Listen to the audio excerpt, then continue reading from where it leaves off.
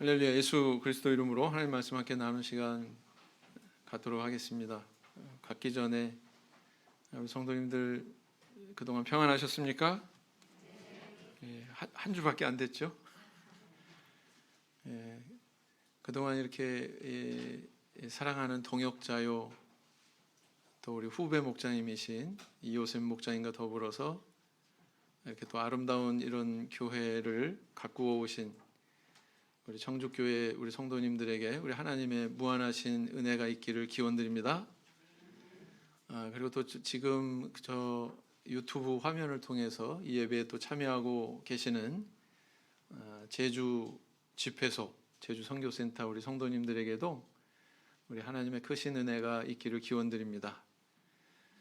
저는 이제 2022년부터 25년까지 우리 성도님들과 같이 함께 하나님을 섬기는 그런 길을 배워갈 김세한 목자입니다. 오늘 부임 예배라고 그래서 이렇게 많이 오셨나요? 부임 예배는 오늘 드리고 부임 인사는 내일 하겠습니다. 그럼 내일도 꼭 나오란 얘기네요. 그죠? 한 분이라도 더 계실 때 부임 인사를 하는 게 도리인 것 같아서 우리 교무 이모님께서 오늘 저녁 때 하는 게 어떠냐 그랬는데 내일 하는 게 좋겠다고 제가 좀 수정 제안을 드렸습니다.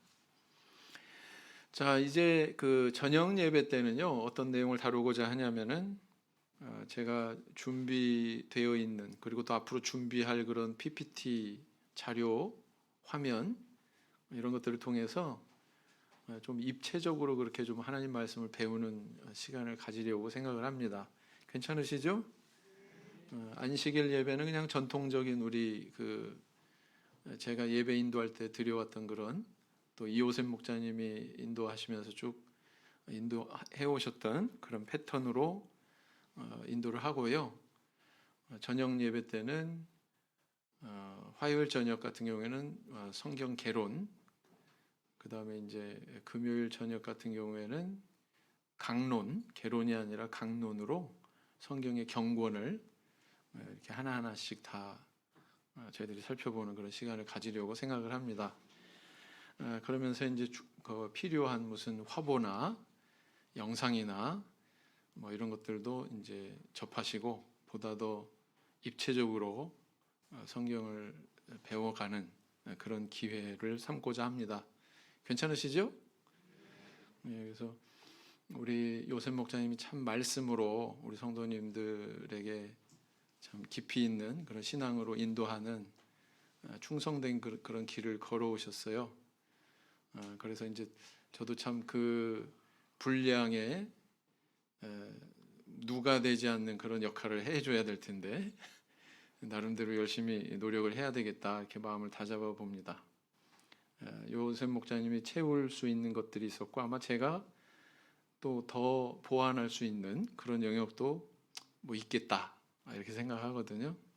그래서 아마 저를 여기 보내신 것 같다 이런 생각이 됩니다. 저는 한 번도 인사 이동에 대해서 예측대로 돼 본 적이 없거든요. 된 적도 없고 그래서 예측을 안 해요 요즘에는. 근데 이제 청주교회 신학생 한 분이 계시죠. 신학생님이 저한테 그 문자 메시지를 보내셨어요. 그래서 예측은 했지만 목자님 여기 오시게 돼서 정말 환영합니다.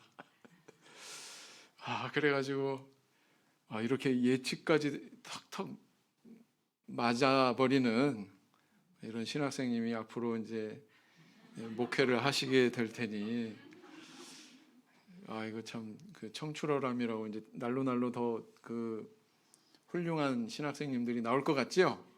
그죠? 그래서 분명한 것은 뭐냐면 하나님께서 뭔가 이곳에 우리 청주교회 우리 성도님들에게 뭔가 제가 가지고 있는 어떤 은사나 역할이나 이런 것들이 필요하기 때문에 저를 여기에 보내셨다 이렇게 생각하는 것만큼은 분명한 것 같습니다. 그렇죠? 그래서 이제 저도 그것을 명확히 찾아서 그것을 전달하는데 이제 모든 노력을 다할 것이고요.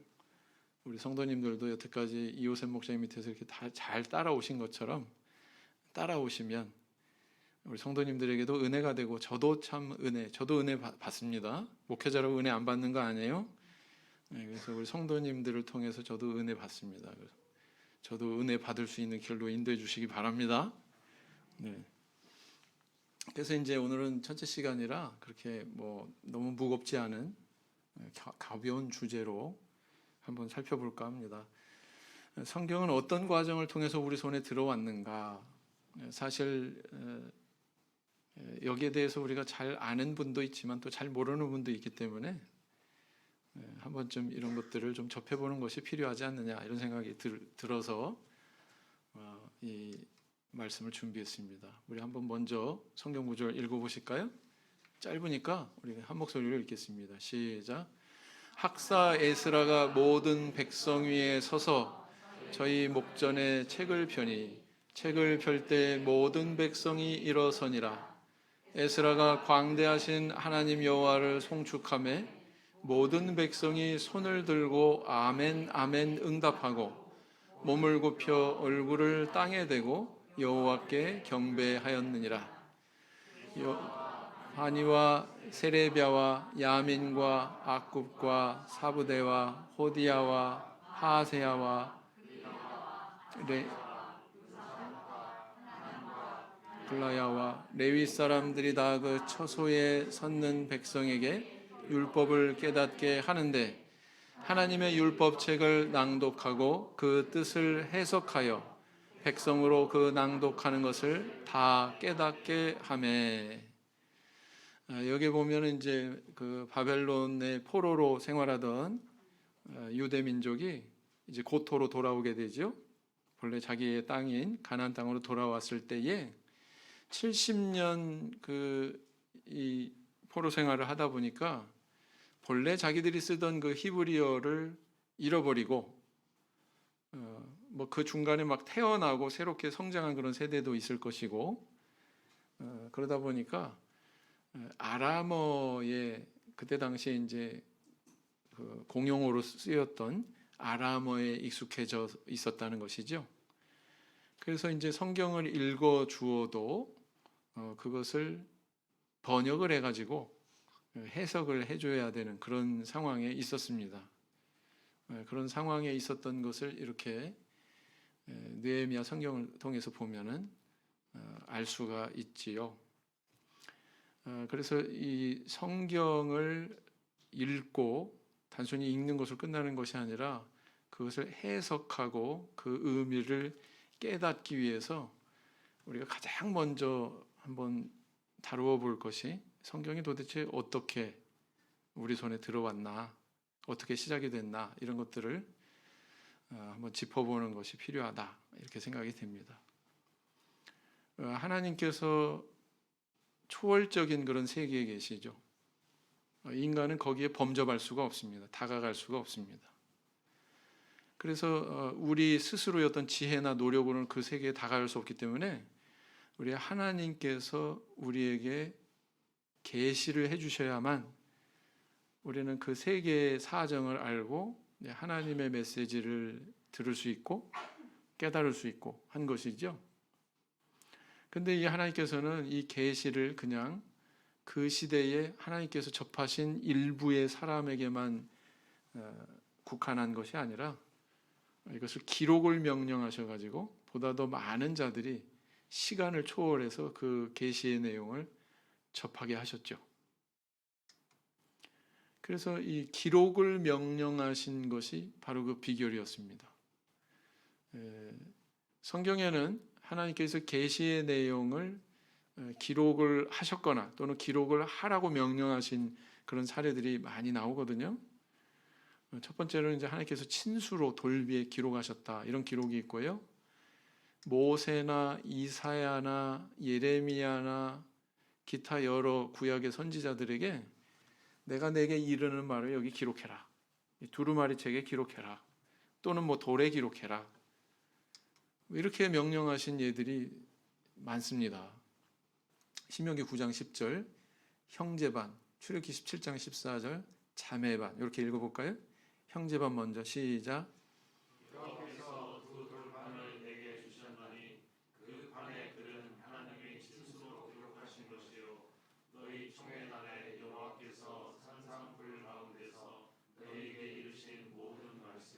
자매반.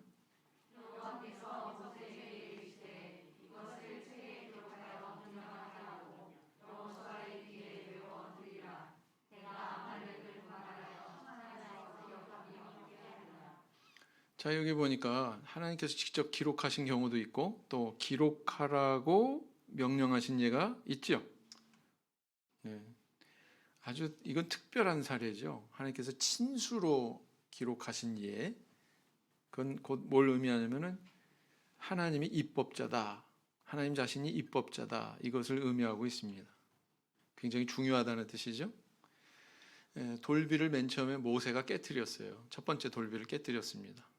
그랬더니 하나님께서 모세한테 뭐라고 명령하셨냐면은 처음 것과 같이 깎아 가지고 와라. 돌판을. 그런데 네가 거기다 써라. 그러셨어요? 그렇지 않았어요. 돌판을 깎아오는 것까지는 모세가 했지만 그 위에 새기는 건 누가 하셨어요? 하나님께서 직접 하셨다는 거죠. 굉장히 중요한 의미가 있는 겁니다. 누가 입법자다? 하나님이 입법자다. 여기 이런 의미가 내재되어 있는 것입니다. 자, 그리고 또 출애굽기 34장 27절에 보면 마찬가지로 형제반, 자매반 이렇게 읽겠습니다. 시작. 여호와께서 모세에게 이르시되 너는 이 말들을 기록하라. 내가 이 말들의 뜻대로 너와 이스라엘과 언약을 세웠음이니라 하시니라. 자매반.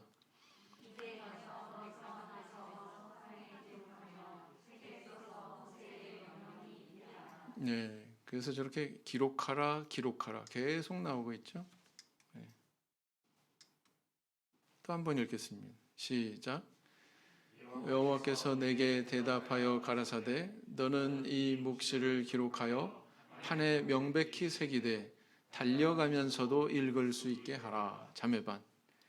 그러므로 내 본 것과 이제 있는 일과 장차 될 일을 기록하라. 계시록에서도 이렇게 나오죠. 그래서 기록하라라고 하는 이 명령은 굉장히 친숙합니다. 그것이 오늘날 우리에게 뭐로 주어진 거예요? 기록하라라고 하는 건 하나님의 명령에 기인해서 오늘날 우리에게 성경이 주어진 것입니다. 이 계시가 기록된 여러 가지 또 재료들을 우리가 살펴볼 수가 있죠. 돌판에 기록하기도 하고 파피루스에 기록하기도 하고 가죽 종이에 기록하기도 하고 마음에도 또 기록하기도 하고 마음판에 새기라 이런 말씀도 있죠. 네. 그래서 보면 읽은 거니까 지나가겠습니다. 내용이 같으니까. 요한복음 20장 30절 형제반 그다음 자매반 읽겠습니다. 시작. 예수께서 제자들 앞에서 이 책에 기록되지 아니한 다른 표적도 많이 행하셨으나 그랬어요. 디모데후서 4장 13절 시작. 내가 올 때에 내가 드로와 가보의 집에 둔 겉옷을 가지고 오고 또 책을 특별히 쓴 것을 가져오라. 그래서 이렇게 때로는 이 가죽 종이에도 이렇게 기록을 했구나. 예레미야 31장 33절에 보면 대단히 좀 특별한 그런 표현이 등장하고 있죠. 다 같이 읽겠습니다. 이건 시작. 나 여호와가 말하노라. 그러나 그날 후에 내가 이스라엘 집에 세울 언약은 이러하니 곧 내가 나의 법을 그들의 손에 두며 그 마음에 기록하여 나는 그들의 하나님이 되고 그들은 내 백성이 될 것이라. 그래서요, 하나님께서는 계시의 전달을 위해서 이렇게 기록을 명령하셨다는 사실을 우리가 기억을 해야 됩니다. 지금 이 화면에 이 식물은 뭐냐면은 이게 바로 파피루스예요. 습지 식물이죠. 이렇게 생겼습니다. 이집트에 가면은 굉장히 흔하게 발견이 되는 그런 식물인데 이 파피루스에서 페이퍼라고 하는 영어 단어가 나왔다고 그래요. 그러니까 이것을 잘라 가지고 이렇게 물통에 이렇게 담아두어서 안에 이제 단기가 다 빠지게 하는 거죠. 그래서 윗부분에 그 잎은 제거하고 줄기 대만 재료로 해서 파피루스를 만드는데요. 이거를 자르면 저 단면은 저렇게 약간 둥그런 삼각형 모양입니다. 저거는 이제 이렇게 얇게 켜기도 하고 왼쪽에는 지금 여전히 단물을 빼는 과정이에요. 물에 담가 놓으면은 안에 있는 끈끈한 기운들이 이제 다 빠지는 거죠. 그래서 얇게 이렇게 잘라가지고 그것을 꺼내서 이제 적당한 때가 되면 이렇게 꺼내서 망치로 저렇게 두드립니다. 그리고 이렇게 밀대로 밀지요. 그러면 수분이 빠지겠죠. 그 다음에 이제 이 섬유질, 뻣뻣한 섬유질이 점점 이제 부드러워집니다. 그러면 이걸 어떻게 하냐면은 가로, 세로 이렇게 하나씩 지그재그로 엇대는 거예요. 펼쳐 놓는 거예요. 그러면은 이게 나중에 면을 형성하게 되고 그것을 갖다가 이렇게 천도 사이에 집어넣어 가지고 저런 압착기 같은 거로, 옛날에는 저런 게 없었겠죠. 근데 저런 기능을 하는 어떤 기구가 있었겠죠. 그래서 위에서 아래에서 이렇게 누르면 습기가 다 제거가 된 다음에 저런 모양의 양질의 종이가 됩니다. 정말 종이에요. 이렇게 자르려고 이렇게 힘줘가지고 이렇게 시도를 하잖아요. 잘 안 잘라집니다. 잘 안 잘라져요. 굉장히 견고한 그런 재질의 정말 종이입니다. 말 그대로. 저기 파피루스예요. 자, 이게 바로 파피루스 위에 그려진 아주 정교한 그런 그림인데요. 어때요? 뭐 자세하게 세밀한 것까지 다 저렇게 표현하고 있잖아요. 저런 것까지 가능한 그런 종이 역할을 한다는 거죠. 이 테두리를 보면은 그 섬유질이 보이죠? 네, 섬유질이 발견이 되실 것입니다. 저기 파피루스예요. 그래서 이 위에 뭐 고대 이집트의 어떤 그림 글자 같은 것도 새겨넣기도 하고 그렇습니다. 이거보다 조금 좋은 게 뭐냐면은 동물의 가죽을 가공해서 만든 가죽종인데 주로 이제 양 가죽, 양도 어린 양을 잡아가지고 가공한 이런 가죽종이 위에다가 글을 썼죠. 그래서 구약 성경은 대부분 이 가죽 종이에 기록이 되어 있습니다. 어떤 게 더 비쌀까요? 파피루스가 비쌀까요? 가죽 종이가 비쌀까요? 네, 가죽 종이가 더 비쌉니다.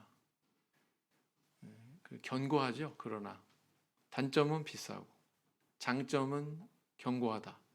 그리고 또 심지어는 지우고 다시 쓸 수도 있다. 네. 그러면 이제 이 엄청나게 여태까지 많은 성경의 사본들이 발굴이 됐는데 여러분들 이 똑같은 그런 사본들도 있지만 조금씩 내용의 차이가 있는 사본들도 있을까요? 없을까요? 있어요. 네. 어떤 거는 중복돼 가지고 막 똑같은 구절을 이어서 쓴 경우도 있고 어떤 경우는 한 행을 아예 빼버리고 기록을 한 그런 사본도 있고 그런 것들은 베껴 쓴 거구나라는 것이 뚜렷하게 드러나는 거죠. 옛날에 우리 초등학교 시절에 우리 성도님들도 뭐 받아쓰기 이런 거 할 때 받아쓰기 이런 거 하잖아요. 아니면 뭐 이렇게 다른 글을 이렇게 베껴서 쓰거나 그럴 때 중복해 가지고 잘못 쓰는 경우도 있고 또 써야 되는데 한 줄을 빼먹고 쓰기도 하고 그런 경우가 있었던 것처럼 성경의 사본도 그런 것들이 많이 발견이 된단 말이에요.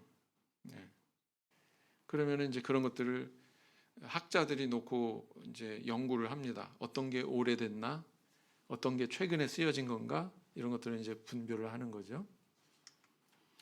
이 핀 자국이 있는데요. 이거 연구하는 사람들이 얼마나 예민하냐면 그 핀 자국의 크기로도 어떤 것이 먼저 기록이 됐고 어떤 것이 나중에 기록이 됐다 이걸 판단하는 기준으로 삼습니다. 그러니까 사본을 연구하는 사람들의 그런 연구의 목적은 뭐냐면요. 원본에 가장 가까운 게 뭐냐 이걸 찾아내는 겁니다. 원본은 지금 남아 있을까요? 없을까요? 원본은 없습니다. 아마 성경에 원본이 있다면은 그것은 굉장히 아주 천문학적인 그런 가격이 매겨지는 골동품이 될 겁니다. 근데 없습니다. 원본은 없어요. 전부 다 사본입니다. 왜냐하면 옛날 사람들은 원본 사본의 개념이 희박해서 이거는 낡고 오래된 거니까 옮겨 적으면 이건 필요 있어요, 없어요? 필요 없으니까 그냥 버려버렸단 말이에요. 애석하게도 그 원본의 그 개념이 없었어요, 옛날 사람들은. 아무튼 우리들이 이렇게 접하고 있는 성경은 바로 이런 사본들이 모여져 가지고 우리 손에 들어온 것이다. 자, 구약 성경을 한번 살펴보면요, 구약 성경이 기록이 된 언어는 히브리어 이렇게 얘기합니다. 이스라엘 사람들을 뭐라고 그래요? 히브리 민족, 히브리 족속 이렇게 얘기하잖아요. 네. 그래서 히브리어로 기록이 됐다. 그 다음에 그 안에는 약간의 아람어가 있죠. 뭐 다니엘서 뭐 이런 데 좀 아람어들이 있습니다. 구약 성경 아까 말씀드린 대로 원본이 없고 사본만 존재하고요. 한 1000년의 기간 동안 형성이 됐습니다. BC 1400년경이면 누구 시대예요? 모세 시대. 모세 시대. 그죠? 주님 오시기 전 한 400년까지 이게 형성이 됐다. 이렇게 밝혀져 있고요. 그 다음에 몇 개 정도가 있냐면 한 1000개 정도의 사본이 있습니다. 1000개. 그러니까 이렇게 기억하시면 돼요. 1000년의 기간 동안 형성이 됐는데 1000개의 사본이 있으니까 1년에 하나씩 만들어졌다. 뭐 이런 식으로 기억을 하시면 되겠죠. 그런데 이 1000개의 사본이라고 하는 게 창세기부터 말라기까지 다 이렇게 기록이 된 그런 사본만 있는 게 아니에요. 그런 사본도 있고 그 사본 중에는 일부만 있는 경우도 있습니다. 뭐 시편이면 시편. 그래서 모든 것이 다 모든 성경의 경구원이 다 이루어진 것이 아니다. 하나의 사본이.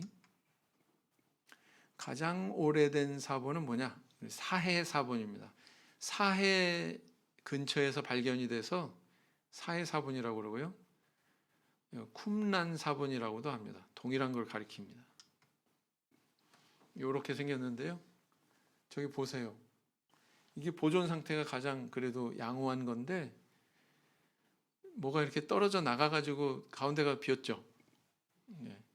그래도 이게 보존 상태가 가장 좋은 거예요. 이런 것도 있습니다. 많이 헤어졌죠. 이게 이제 그 마소라 사본이라고 하는 건데 레닌그라드 사본이라고도 하고 마소라라고 하는 성경 연구하는 그런 학파가 남긴 사본이라서 마소라 사본 이렇게 얘기합니다. 이건 또 뭐냐? 아람어 번역 성경을 일컫는 명칭이 있는데 그게 바로 탈굼이거든요. 그래서 아람어로 된 성경도 이렇게 발굴이 되고요. 이런 것들이 다 모아져서 저희들이 보는 구약 성경의 원문 성경이 이렇게 완성이 된 거예요. 문구점에 가면 우리 학생들 문구점에 가면 커다란 그림을 갖다가 맞추는 퍼즐이 있죠. 조각 맞춰가지고 완성하는 퍼즐이 있지 않습니까? 그것도 비싸더라고요. 그래서 뭐 이렇게 하나씩 조각을 끼워가지고 제자리에 다 끼워 넣으면 나중에 커다란 그림이 하나 완성이 되죠. 그런 것처럼 성경도 창세기부터 뭐 구약 성경 얘기하는 겁니다. 창세기부터 말라기까지 천편일률적으로 쫙 이렇게 기록이 된 그런 계시가 아니고요. 엄청나게 많아. 아까 몇 권이라고 그랬어요? 1000년 동안 몇 개라고 그랬어요? 1000개. 그런 것들이 때로는 중복된 것도 있고 때로는 떨어져 나간 것도 있고 때로는 완전히 보존이 된 것도 있고 그런 것들을 다 비교하고 종합해 가지고 만들어 놓은 게 우리가 지금 보고 있는 구약 성경의 원문 성경이란 말이에요. 이게 그래서 아까도 말씀드렸지만 잘못 기록이 됐거나 뭔가 차이가 있도록 기록이 된 내용들에 대해서는 그런 게 있을까요? 없을까요? 있습니다. 그런 부분에 대해서는 요 본문의 밑에 요 밑에 있잖아요. 이건 성경 본문이 아니에요. 이거는 뭐냐면은 여기에 중앙에 자리하고 있는 것들은 이것이 원본에 가장 가깝다라고 인정된 것이지만 이거와 다른 기록의 내용들이 여기에 있습니다라고 표기한 게 요 밑에 있는 것들이라고요. 각주처럼 밑에 있는 거라고요. 이해가 되시죠? 네. 그러면 신약 성경은 어떠냐? 신약 성경도 역시 이거는 원본이 없습니다. 사본만 있고요. 신약 성경은 헬라어로 기록이 됐습니다. 헬라어는 어떤 언어냐면요, 그리스어를 얘기합니다. 헬라어, 히라버, 그리스어 다 같은 언어를 가리키는 겁니다. 영어랑 좀 비슷하게 생겼어요. 그래서 우리 젊은 친구들은, 청년들은 조금 신경 쓰면 읽을 수도 있습니다. 읽을 수도 있어요. 영어 알파벳하고 비슷하게 생겼거든요. 신약 성경은 굉장히 짧은 기간 동안 엄청나게 많은 그런 사본들이 형성이 됐어요. 예수 그리스도께서 승천하신 이후에 AD 100년경까지 몇 개의 사본이 있느냐? 5,500개의 사본이 존재합니다.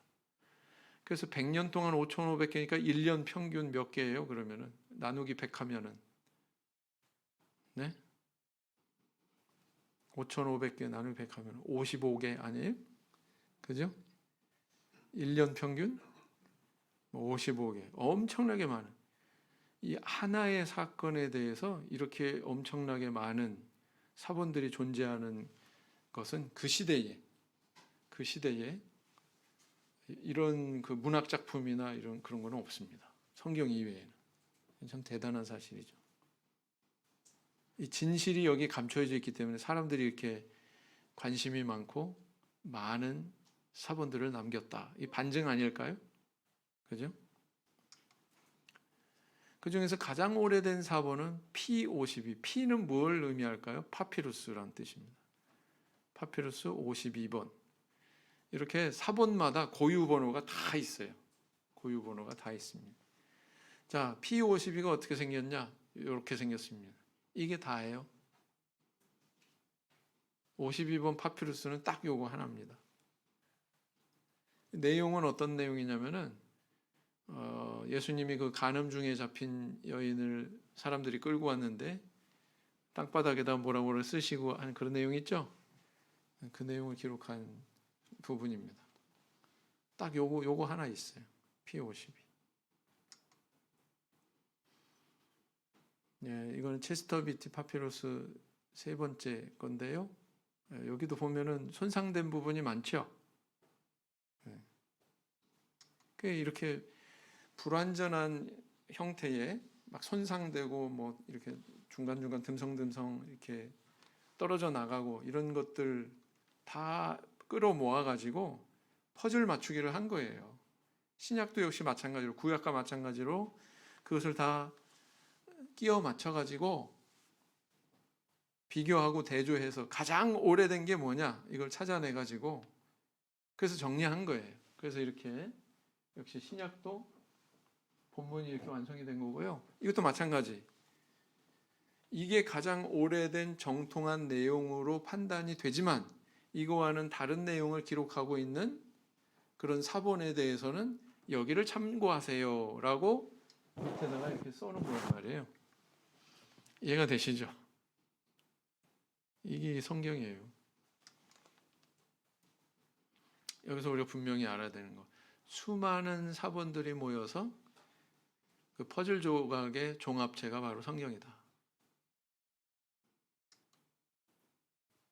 자, 그러면 이렇게 구약 성경은 히브리어, 신약 성경은 헬라어로 이렇게 기록이 됐는데 오늘날 우리가 받아든 성경은 한글로 돼 있잖아요.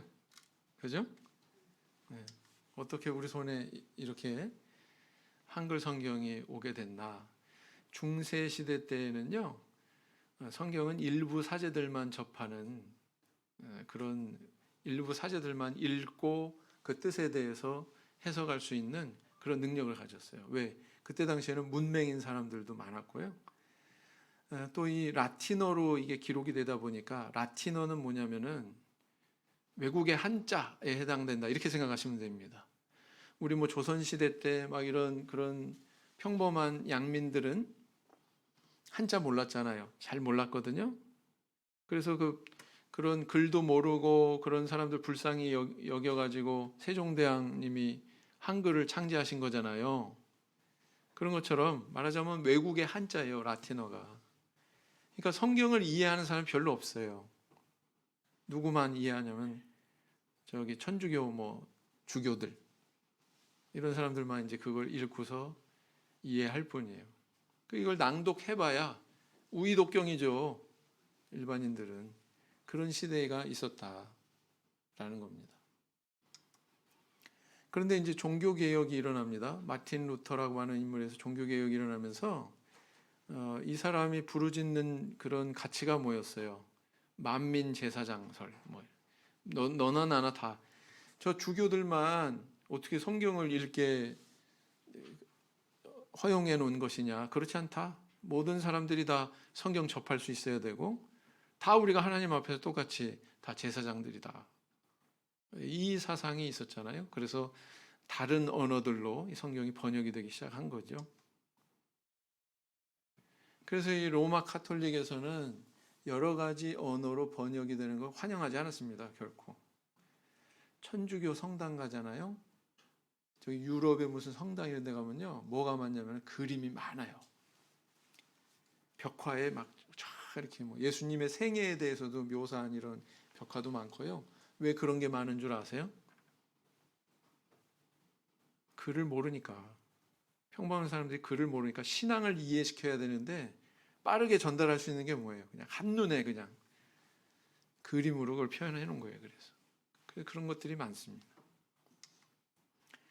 그러나 이 개신교 운동이 일어나면서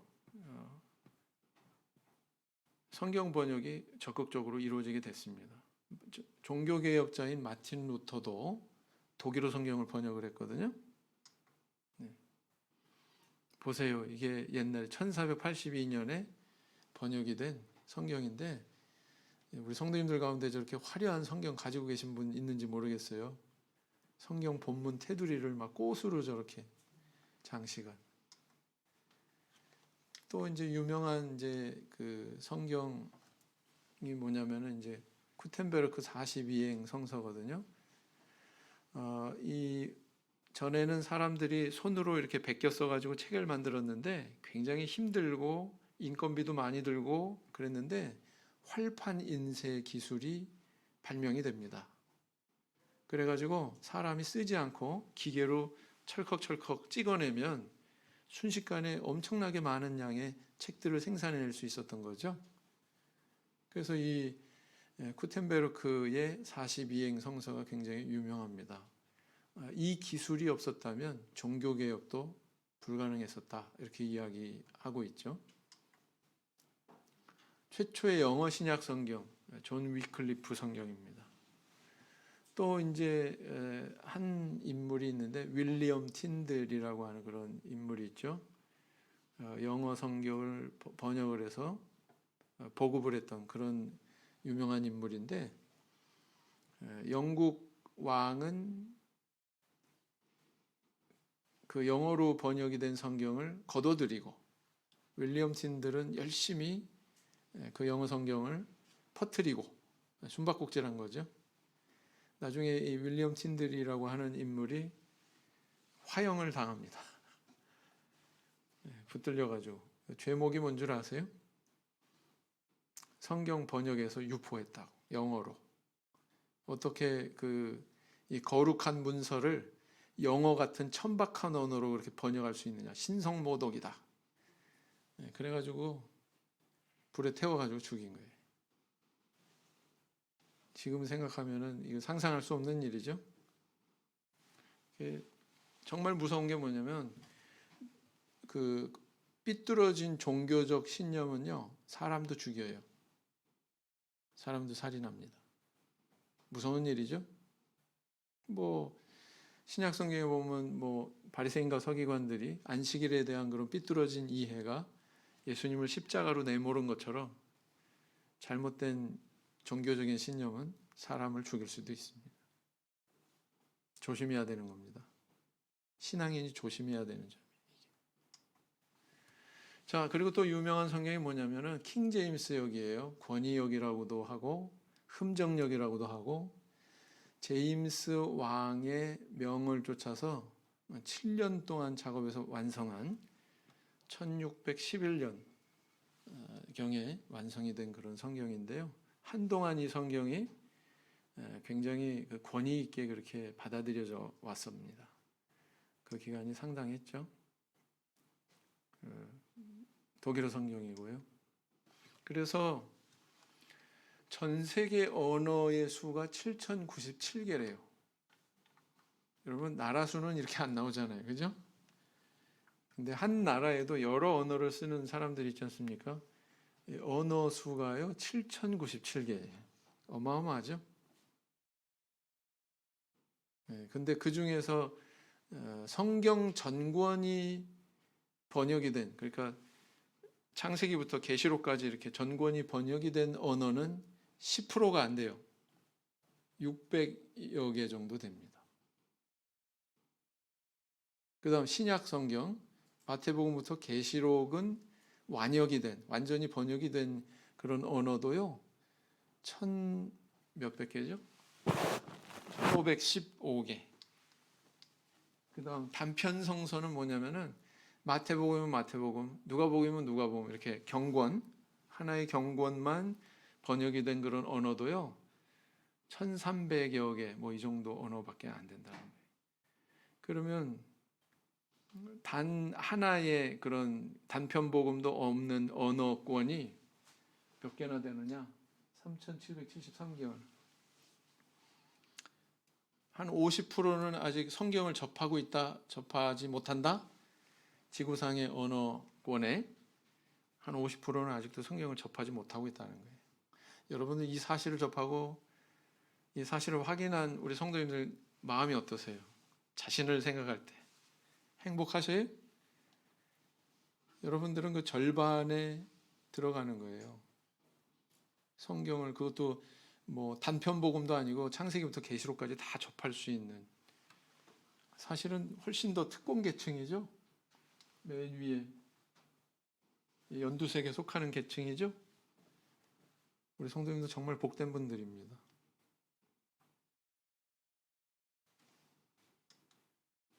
이게 한국에 처음 보급이 되었던 쪽복음, 단편복음입니다.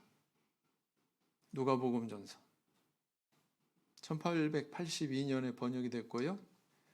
중국에서 가운데 이 외국 사람 로스 선교사라고 하는 사람이 주도해가지고 여러 이제 한국 사람들의 그런 힘을 빌어 이 번역을 내놓게 되죠.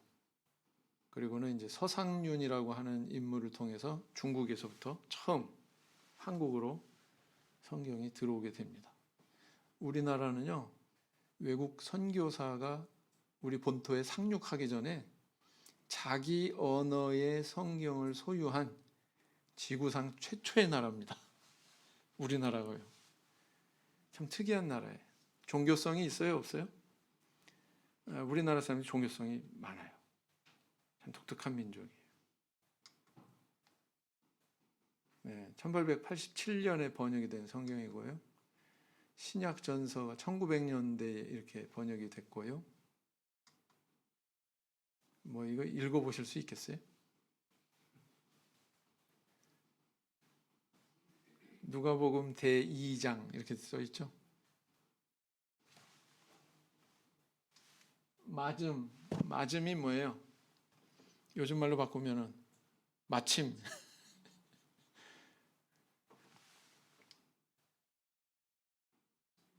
구사요 가알 아구스토가 가이사 뭐 아구스토 뭐 이렇게 뭐 이게 이제 이 시대에 이렇게 표현이 된 거죠. 그래서 우리 지금 현재 보고 있는 우리 성경을 KRV 이렇게 영어로 표기를 합니다. 코리아 리바이스드 버전 이렇게 표기를 하는데 이게 언제 형성이 됐냐면은 1938년에 연도가 보이시나요? 글씨가 너무 작아가지고 보이세요? 1938년에 저게 번역이 됐는데 중국의 물리역이라고 하는 것을 기본 골격으로 해서 우리 한글 성경이 이제 처음 번역이 됩니다. 그리고 몇 번의 맞춤법 교정을 통해서 이것이 이제 변화하는데요. 그렇게 몇 번의 맞춤법 교정이 이루어졌어도 1961년도인가 뭐 그 판을 기본으로 하고 있습니다. 그래서 성경이 어려운 게 원인이 여기 있어요. 어떤 성경을 보면 하나님이 말씀하셨습니다. 그런데 우리 성경엔 뭐라 그래요? 하나님께서 가라사대 그러잖아요. 가라사대. 왜 이런 표현을 쓰고 있나? 오래전에 번역이 됐기 때문에 그렇습니다. 그래서 우리가 보고 있는 개역 한글판 성경은요, 1961년을 기본 골격으로 하고 있고요. 그다음 개역 개정판 성경이 1998년에 나왔고요. 표준 세번역이 93년, 세번역이 2001년. 표준 세번역에서 조금 이제 더 교정해가지고 나온 게 세번역이에요.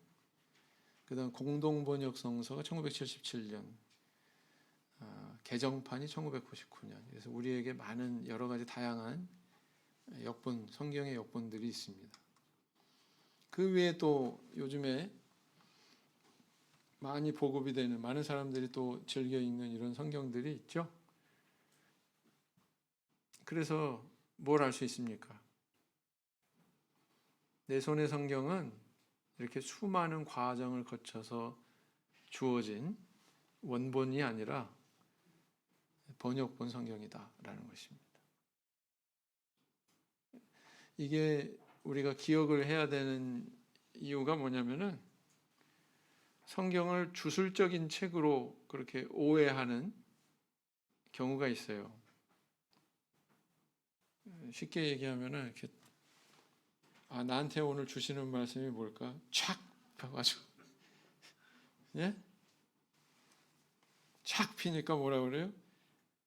가룟 유다가 가서 목 매달아 죽으니라. 촥 피니까 뭐라 그래요? 가서 너도 그와 같이 하라. 또 촥 피니까 뭐가 나와요? 속히 하라. 성경을 이런 식으로 보면 안 된다는 거죠? 네? 성경은 주술적인 책이 아니에요. 하나님께서 명확하게 전달하시고자 하시는 그 안에 뜻이 있고, 그 뜻을 우리가 바로 이해해서 내면화해야 되는 겁니다. 그래서 이걸 주신 거예요. 그래서 내가 지금 내 손 안에 있는 성경이 막 절대 막 1.1획이라고 표현하지 않았느냐? 네? 그래서 이렇게 주술적인 생각을 가지고 성경을 보면 된다, 안 된다? 안 된다. 그것을 기억하신다면 오늘 이 다룬 내용이 우리 성도님들에게 유익이 됐었던 것이라고 저는 생각합니다. 여기까지 살펴봤습니다. 묵상기도 하시겠습니다.